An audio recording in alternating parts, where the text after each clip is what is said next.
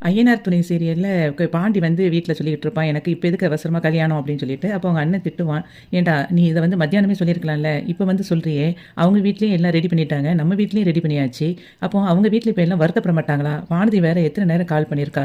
கொஞ்சமாவது நீ அத யோசிச்சு பார்த்தியா?" அப்படின்னு சொல்லிட்டு இருக்கும்போதே, "இல்லண்ணா, நான் வந்து அவங்க வீட்ல எல்லாம் பேசிட்டேன். எனக்கு என்னமோ அந்த டைம்ல வந்து குழப்பமா இருந்தது. அதனால தான் நான் வந்து யோசிக்கிறதுல கொஞ்சம் குழம்பிட்டேன்." அப்படிங்கிற மாதிரி சொல்லிட்டே இருப்பான். இருந்தாலும் "நீ செஞ்சது தப்புடா" அப்படின்னு சொல்லிட்டே இருக்கும்போதே, நான் எல்லார்ட்டயும் மன்னிப்பு கேட்குறேன் அப்படின்னு சொல்லிட்டு அவன் வீட்டுக்குள்ள போயிருவான். அப்போ வந்து சோழன் அத பார்த்துட்டு சொல்லுவான், அண்ணா உனக்கு தான் பொண்ணு ரெடியா இருக்குல்ல. நீ இப்ப சேலத்துல என்ன செய்றோம்? நம்ம இப்ப எல்லாரும் பீகாருக்கு போறோம். நேரா சந்தா வீட்ல பொண்ணு கேட்குறோம். குதிரையில வச்சு கல்யாணம் முடிக்கிறோம். ஜம்முன்னு நம்ம வந்து ஊருக்கு கிளம்பி வாரோம். என்ன?" அப்படி சொல்லி கேட்கும்போது அவன் சொல்லுவான், சேரன், அதெல்லாம் சரி வராதுடா. சந்தா வீட்லயே ஏற்கனவே ஏகப்பட்ட ப்ராப்ளம் இருக்குது." அப்படின்னு சொல்லும்போது, "அவங்க அண்ணனே கல்யாணத்துக்கு ஒத்துக்கிட்டான். உனக்கு என்னண்ணா பிரச்சனை அதுல?" அப்படின்னு இவன் சொல்லுவான் சோழன். அதுக்கு இவன் நிலாவ பார்த்துக்கிட்டே சேரன் சொல்லுவான், "உனக்கெல்லாம் அது சொன்னா புரியாது." அப்படின்னு சொல்லிட்டு அவன் யோசிப்பான்.